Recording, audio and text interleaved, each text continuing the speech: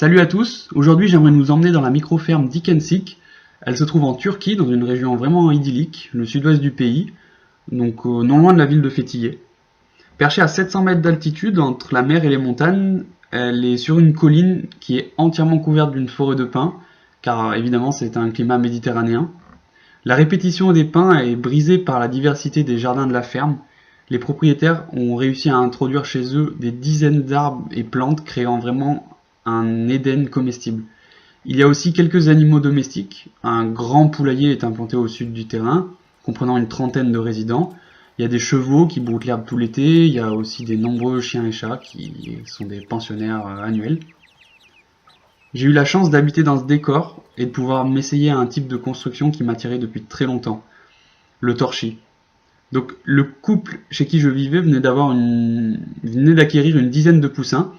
Il leur fallait donc un deuxième poulailler parce que l'ancien était trop petit et pour pas créer de conflit entre les poules qui étaient déjà présentes, il fallait un deuxième poulailler.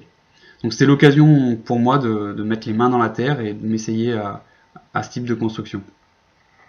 Donc la première étape quand on construit en torchis, c'est de créer une ossature en bois, donc une structure, uniquement du bois de récupération.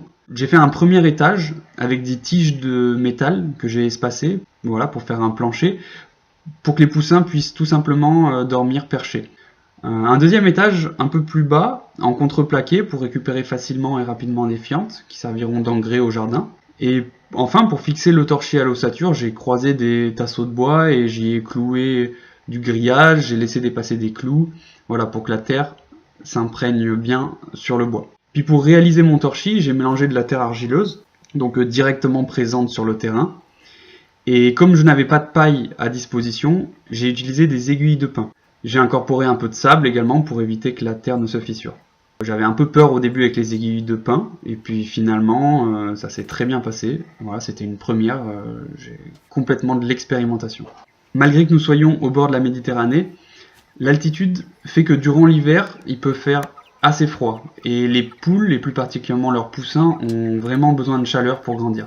Alors j'ai voulu faire des murs plutôt épais, une douzaine de centimètres de largeur, quelque chose comme ça, pour avoir une isolation assez correcte. La porte et le toit sont doublés de plaques de polystyrène, et enfin sur la face sud du poulailler, j'ai ajouté 3 petites vitres en double vitrage pour apporter encore un peu plus de chaleur. Le toit, il est en tuiles de terre cuite, il a une importante dépassée, car les murs du poulailler ne doivent pas être touchés par l'eau. Voilà, ça réduirait considérablement la durée de vie de la structure.